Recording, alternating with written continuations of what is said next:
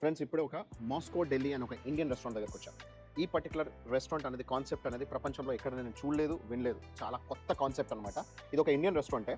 So దీని concept ఎలా ఉంది, దీని స్పెషాలిటీ ఏంటనేది లోపలికి వెళ్ళి తెలుసుకుందాం. సో మనకి వినాయకుడు కనిపిస్తున్నాడు.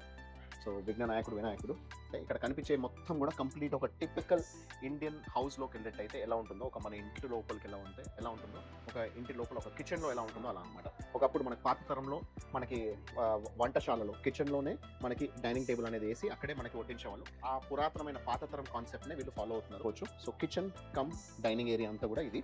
సో ఈ ఏరియాలో దీంట్లో ఏంటి అని అంటే ఇది ప్యూర్ వెజిటేరియన్ రెస్టారెంట్.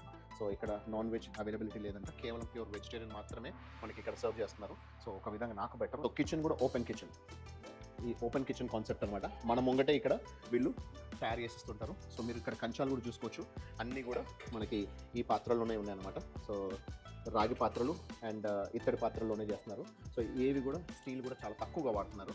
సో ఇదంతా కూడా కంప్లీట్గా మనకు ఓపెన్గా కనిపిస్తుంటుంది. అండ్ ఇక్కడ మెన్యూ అనేది లేదు. సో మెన్యూ లేకుండా ఎలా అంటే వీళ్ళు ఏది తయారు చేసి పెడితే అదే మనం తినాల్సి ఉంటుంది. సో వాళ్ళు మనకి కడుపు నిండా కావాల్సినంత భోజనం అయితే మనకి తయారు చేసిస్తారంట. కాకపోతే వాళ్ళు ఏది పెడితే అది తినాలి తప్పించి ఇక్కడ మనకి స్పెషల్గా సెలెక్ట్ చేసుకోవడానికి లేదనమాట. ఎంత ఛార్జ్ చేస్తారంటే 2000 రూపీస్, 2000 రూపీస్ అంటే మన ఇండియన్ లెక్క ప్రకారం దాదాపు 2200 రూపీస్ పర్ పర్సన్.